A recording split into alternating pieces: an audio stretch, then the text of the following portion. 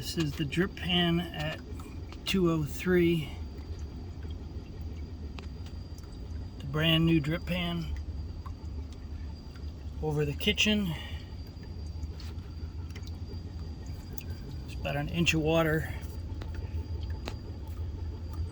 in the pan. I've scooped out a lot already.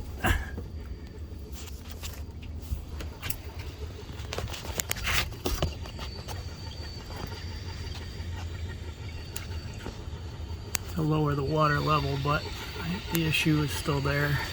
Turn the AC off. First off, stop this from getting any worse.